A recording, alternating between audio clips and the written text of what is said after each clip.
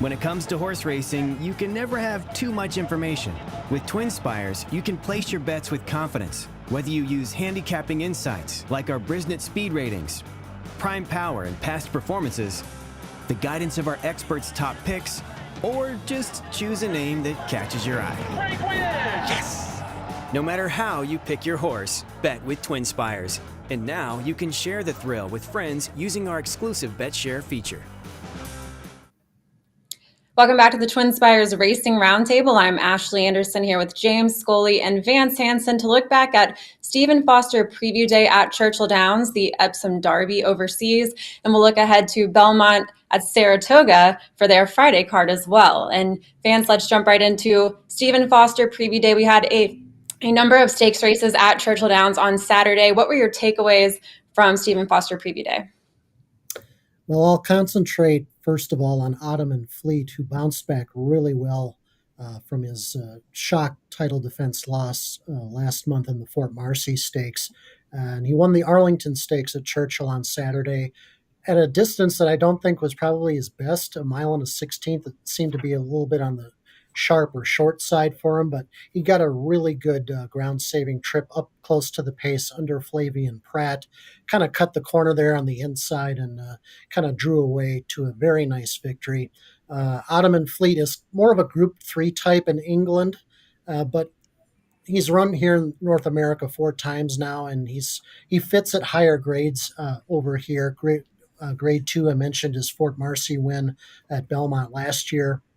And then after winning the Fort Marcy last year, he ran a really solid third to up to the mark in the Manhattan Stakes over 1.25 miles at Belmont. So this is a horse with considerably more class when he's running against American-type horses than when he's running over in England. So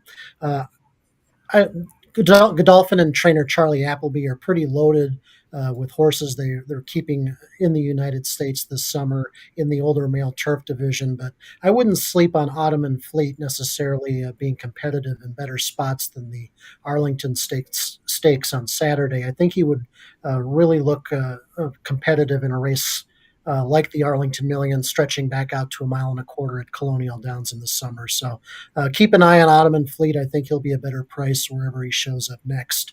And I'll briefly touch on a couple of other horses I know you guys might touch on discussing this further, but Scylla, with her win in the Shawnee Stakes, that was her first stakes win against older fillies and mares.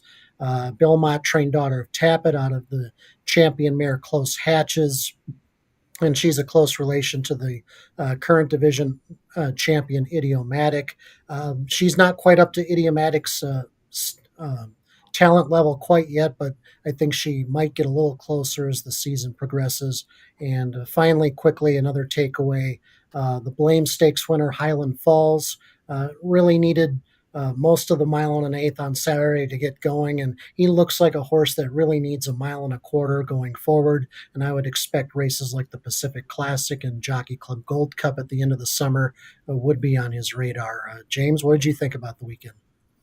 Well, I'll focus on the 2 big dirt races. And in her 4th start back this season, Scylla added blinkers and earned her first stakes triumph in that Grade 3 Shawnee.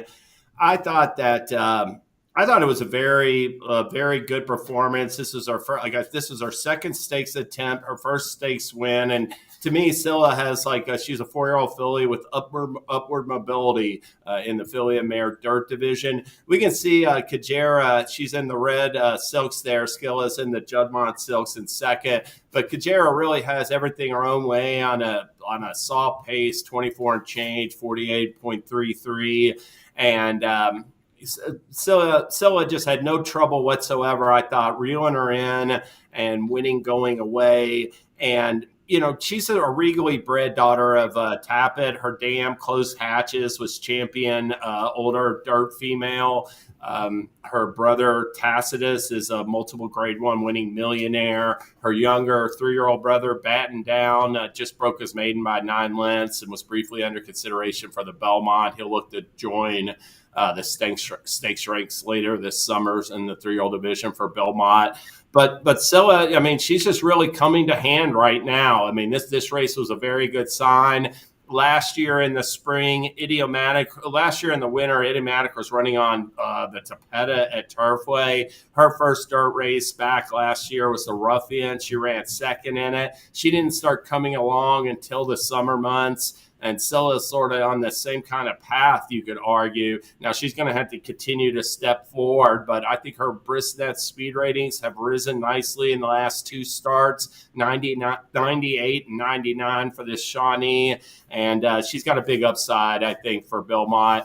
In the other dirt race, the Blame Stakes, the preview for the Stephen Foster. Yeah, Highland Falls. It was nice to see him get his first stakes win. He had run third in the Big Cap, second in the Oaklawn Handicap, so he's making good progress for Brad Cox. I think that the competition will be deeper for him moving forward than Skilla, but it was still a very encouraging win. Really had to pick it up. Cagliostro was coming off a nice win at Keeneland and was on a clear lead, and I like this late burst by Highland Falls to get the money. So, both horses, Skilla and Highland Falls, will be top contenders if they come back at the end of the month for the main events. Ashley. So all the runners you talked about were favorites, post-time favorites, and we had a couple other short-priced runners in the stakes as well, but one of the biggest, probably the biggest surprise on Stephen Foster Preview Day was Scully getting upset. He was a 1-4 post-time choice and was upset by an 18-1 long shot in Close the Game Sugar. Now, Scully was racing primarily at Oaklawn Park, had a 7-win streak with a stakes race at Lone Star mixed in there, then went overseas, finished second, came back, won 2 races at Oaklawn, now has a runner-up at Churchill as well. This was a track where he broke his maiden and had a second in allowance optional claimer. But looking at Breeders' Cup and looking at the Vanderbilt where he might be pointed toward, a little concerned that we keep seeing him come up short when he goes away from Oaklawn Park. So I'm not sure if I feel as confident with him, shipping to Saratoga, especially at Del Mar, the Breeders' Cup Sprint. We're going to have the Chosen Brawn, one of the top sprinters in the country. So for me, the takeaway was maybe Scully is best at Oaklawn Park because he did have a pretty slow start to this race, but set very fast fractions and then caught late by a Ryder Tees Jr. So I don't know what to expect when we see him at Saratoga this summer, but kind of disappointed. I was really hoping Scully would get the win. What do you all expect? Vance? Yeah, I know he's been running quite a lot at Oaklawn. I think I read that the owner lives in the Arkansas area, and so he wanted to see Skelly compete locally as much as possible. So that's kind of why Skelly hasn't been stepping up in grades so much over the last couple of years. And you were right to mention that the slow start of this race, he had to really rush into back to take the lead down the backside, set really quick fractions, and he just kind of got found out in the last 16th of a mile or so. So with a better start, I think he could probably still have a solid chance at the Vanderbilt. But this, like you said, this also kind of raises questions whether he really has the necessary class to take that next step forward and win a race like the Vanderbilt or going forward the Breeders' Cup Sprint. Yeah, I agree completely. I mean, the slow start did cost him, but I was looking at that race sort of like you, Ashley, as a springboard to going to New York and, being the big favorite in these Grade 1 sprints at Saratoga. And it didn't go to plan with him. He wasn't as brilliant as he was at Oaklawn, so definitely a disappointing performance. And, that sprint division, that it can be in flux a little bit at this time of year. Obviously, you mentioned the Chosen Brawn, but there's some other potential runners that will be involved in the picture come this fall. And can't count out the 3-year-olds as well. We got a really good field in the Woody Stevens. I think some of these 3-year-old sprinters could make an impact in the fall. I'll mention real quickly, too, we have a Twin Spires money back offer that we frequently provide for our Twin Spires users. And with Scully finishing second, we gave out around $16,000 to our players that were betting Scully to win. So as our producer said, Blaze, he said Twin Spires is where players win, even if you come in second, if you opt into those Twin Spires money back offers. Well, let's move over to Epsom, where we had the 245th running of the Epsom Derby, won by City of Troy, a Justified colt. His connections mentioned potentially moving him onto the dirt and racing in the Travers or the Breeders' Cup Classic. So, James, where do you rate his chances racing on dirt for the first time over here? I rate him pretty good. I mean, obviously he's going to have to take the dirt, but being by Justify, he's certainly going to have a chance. We'll see what happens Saturday in the Belmont Stakes, but Mystic Dam was 9-1, or Mystic Dam was 13-1. Sees the Greatest 9-1. We've had the first two races in the Triple Crown. The winners all paid at least $20. I don't think there's any real standouts in this 3-year-old division, dirt division in America. And this city of Troy, obviously, he's a really, really talented colt. He had an excuse in his 2000 Guineas comeback. He banged the gate before the start and, wasn't ready for the beginning, and, perhaps a little bit, that affected him big time and cost him any chance that day. But this was a great rebound performance. I thought he won as much the best, going 1.5 miles in Saturday's English Derby. And, being by Justify, Justify throws lots of dirt horses, and Aidan O'Brien is not afraid to run his best turf horses in lucrative Grade 1 American dirt events. Most famously, he took Galileo, who was the best turf horse in in Europe, best 3-year-old turf horse. He won the English Derby and a whole bunch of other Grade 1s. He would have been a big favorite, or had a huge chance to win the Breeders' Cup Turf, and he ran him in the Classic. Now, Galileo didn't run any well. He had turf on both sides of his pedigree, and he ran 6th in the Classic. But Giants Causeway was like a 10-time group stakes winner on turf, had never run on dirt. He came over for the Breeders' Cup Classic at 2000, ran like a next second to Tiz Now. Even a few years ago with who was it? Declaration of War, another horse that had won the great Group 1 Queen Anne, the Juddmonte International. He came over, switched the dirt for the Breeders' Cup Classic at 2013 and lost a 3-horse photo, got beat a neck in third. So he's had these turf horses.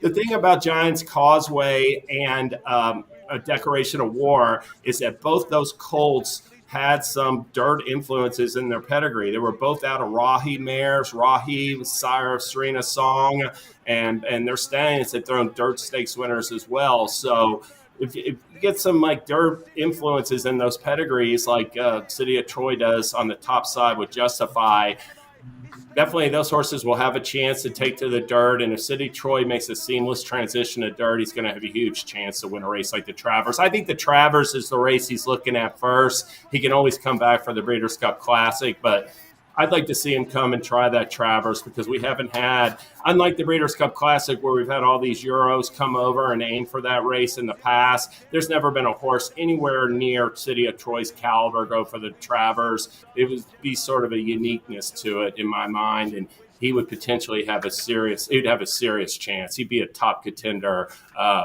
regardless of how he trains leading up to Advance, in my opinion.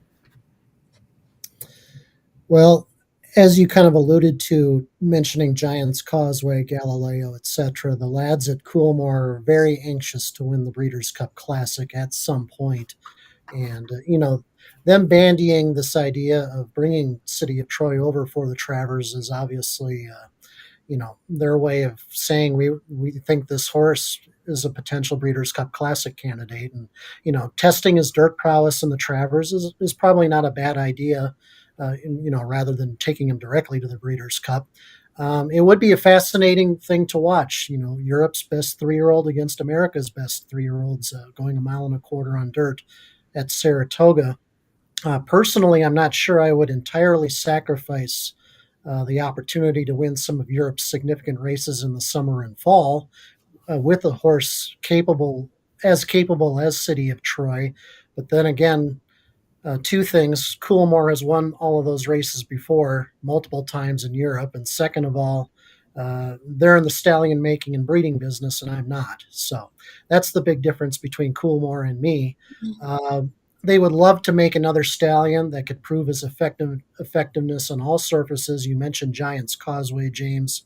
And of course, Justify didn't run on turf, but he's obviously a superstar stallion all around the world. These horses are winning on dirt and turf everywhere, including the Southern Hemisphere as well. So they obviously want a stallion that can not only show his effectiveness on all surfaces during his racing career, but also appeal to breeders on both sides of the Atlantic. So we'll just have to wait and see whether they pull the trigger and do bring City of Troy over. I think I've seen news reports in the last couple of days that they're either looking at the Irish Derby or the Eclipse Stakes against older horses for his next start. So if he runs again later this month in the Irish Derby or early next month in the Eclipse, we'll see what happens and how he comes out of either one of those races and possibly see him at Saratoga, Ashley.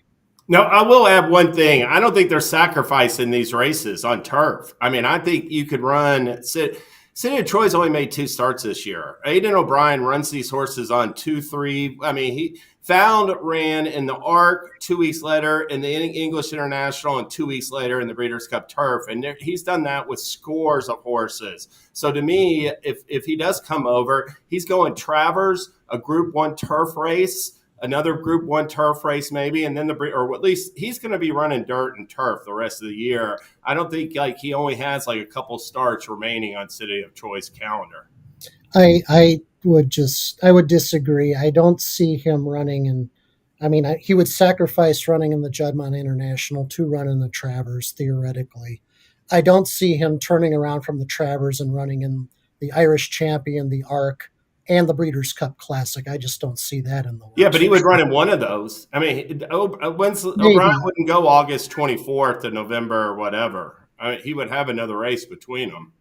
Yeah, I know, but I'm just saying that if you're going to point for the Breeders' Cup Classic, ultimately, you're not going to say run in the ARC as a prep race.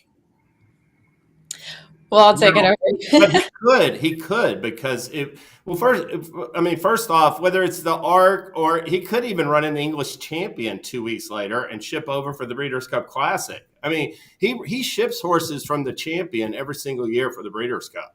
So, I mean, City of Troy would be in that mix potentially. Well, we can have this debate in a couple of months and see where we are at that point. I did want to say the connections of City of Troy also will have Sierra Leone potentially pointed toward the Breeders' Cup Classic or Travers. We'll see what happens there. But as far as City of Troy, he's obviously very talented, versatile. Aidan O'Brien got his 10th Epsom Derby win, said this was his best of his 10 winners. I was looking at the history, though, for the Travers and the Breeders' Cup Classic with runners who have raced on the turf and then tried the dirt over here. But that had me a little bit concerned. If you look at the Breeders' Cup Classic, Ravens Pass was a horse that was successful on the turf, had 11 turf starts, then came over to the U.S. to race in the Breeders' Cup Classic, but won on Santa Anita's all-weather that year. And then with the Travers, we had Catholic Boy, who switched from turf to dirt successfully, as well as VE Day. But I don't see a lot of history in favor of a turf runner coming over to the U.S. and succeeding on the dirt, but certainly City of Troy, very talented. So it could happen, but I'm going to go with history. That's how I like to wait until I see it done before I back a horse. And that's a fair point about Sierra Leone. Coolmore does own him. Now he'll run a lot less than City of Troy will the rest of the year. I mean, I'll take all wagers on that. Who has I'll take twice as many starts for City of Troy over Sierra Leone the rest of the year. Well, we will see Sierra Leone this weekend at Saratoga for Belmont Stakes weekend, and there's a lot of stakes to talk about for Saturday, but we're going to turn it over to Friday's card. So, Vance, which horse are you most looking forward to, or who's your best bet for Friday's Belmont at Saratoga card? Well, Friday's card includes the New York Stakes. It's a Grade 1, fillies and mares, mile and 3/16 on the turf. And I thought Fev Rover looked a little sneaky in her season debut on Friday. There's going to be quite a bit of rain in the forecast this week, so we're kind of looking at a possibly yielding soft turf course, and especially over that kind of a track, I think she's has to be looked at. And she's run well off extended layoffs in the past 2 seasons, including last year when she was coming off a very long break in July. She won a graded stake at Woodbine over Canadian horse near Moira. Over a yielding course, she won by more than 4 lengths. It was a spectacular performance. And Fev Rover later went on to win a couple of more races, including the Beverly D at Colonial Downs. She also ran at Saratoga last summer in the Diana and ran a respectable third. She was only beaten a half length, so she can handle the turf at Saratoga. The distance is not a problem, mile and 3/16, same as the Beverly D. And another factor in her favor is that there's a chance that she might find herself on the lead because looking at the race on paper, there's very limited other speed in the race. Javier Castellano could find that she's a bit fresh. She could pop right out of the gate, possibly set the pace, and she could prove a little tough to catch if she gets away with a modest pace over a soft playing turf. So Febrover looks interesting to me in the New York. Odds of 8-1. James, how about you? I'll tell you, that's a competitive looking race right there, staring at the entries. They got 3 graded turf races on Friday. All of them, 2 of them have big fields. The other one I thought came up very competitive. But the rain may affect the conditions. I'm wanting to get a little bit of a better feel upon that. I'm going to talk about the Acorn. That's the last race on Friday. Now, that track comes up wet. Obviously, that would played in the benefit of Torpedo Anna, given that she just won the Kentucky Oaks by nearly 5 lengths on a sloppy track. But I'm going to take her on in this race, and I'm going to do so with the 5-horse, My Main Squeeze. And the thing with the Torpedo Anna, I might be underselling her off of that, but she's not going to get the same cushy trip. I think she's going to have to improve upon the 97 Brisnet speed rating she earned in that race. And on Friday, she's going to have a target on her back. And I'm looking for these other rivals in this race to try to make it a lot more difficult upon her. My Main Squeeze is a filly who won 3 straight New York bred stake races at a 1-turn distance. 2 of them were at a mile. And then she stretched out in the fantasy and wasn't ready for the break, had her head turned, lost all chance at the start, came back on the sloppy track in the 8 bells on Kentucky Oaks undercard, and really a sharp win this day. She's by Audible, who won the Florida Derby, placed in the 2018 Kentucky Derby. I think Audible will be throwing 2-turn types out of a Speightstown mare, but I do think that she's got the potential to get this distance, and I'm just expecting a really favorable stocky trip just behind the speed for My Main Squeeze. If Torpedo Anna does come under pressure on the front end at various stages in the race, it could set up for a horse from just off of it. I'm going to go with a price in the Acorn Ashley, number 5, My Main Squeeze. I was going to mention this race as well, and I don't blame you with My Main Squeeze. That's kind of my long shot play that I'm going to put in the betting guide. I'm guessing you're going to have similar horses to me. I know we had similar Oaks horses as well, but I was looking at the rematch of Just FYI and Torpedo Anna. Obviously, we just saw Torpedo Anna go gate to wire on a sloppy track at the Kentucky Oaks at Churchill Downs, but was breaking from post 4, now has the outside post. The track bias is not favorable to outside post here at Saratoga. And then with Just FYI, she was breaking from the outside in the Oaks, but now going to get post 4 here. So I'm looking for a rebound. It's been 2 starts now that we haven't seen Just FYI reach the winner's circle, but she had that huge Brisnet speed figure when she won the Breeders' Cup Juvenile Fillies. She also broke her maiden at Saratoga, and she's put in some really sharp workouts at the track leading up to this start, and she can improve. She's eligible to improve 3rd start off the layoff for Bill Mott. So I'm looking for her to rebound, but I certainly agree with your reasoning for My Main Squeeze as well, trying to beat Torpedo Anna here. And I will say, Vance, your race that you picked, definitely going to be a difficult race, but I was interested in Joseph O'Brien's runner in there. I think it was American Sonya at 10-1 at a price. So I might be playing that horse as well. I know just FYI, based on how she's training and just the speed she showed last year, Ashley, being drawn in post 4, I expect her to be forward. I think she'll be closer in the early stages. Torpedo Anna is going to have to really be hustling to make the lead, seemingly to me. She might wind up stalking 2nd or 3rd because I think other horses are going to look to show early speed from her inside. Well, as I mentioned earlier, Twin Spires has a money back offer very frequently at different tracks. And this weekend on Thursday, Friday, Saturday, and Sunday, we have a $10 money back offer for Belmont Stakes Week. You can get up to $10 back if your horse finishes second or third in all eligible races at Belmont at Saratoga, Thursday, Friday, Saturday, and Sunday. Check out the terms and conditions to see more details about that offer, and be sure to opt in as well ahead of those races. And that's all the time we have today for the Racing Roundtable. We'll be back next Tuesday to recap Belmont Stakes weekend and check out our best bets and fades on the Twin Spires jury as well.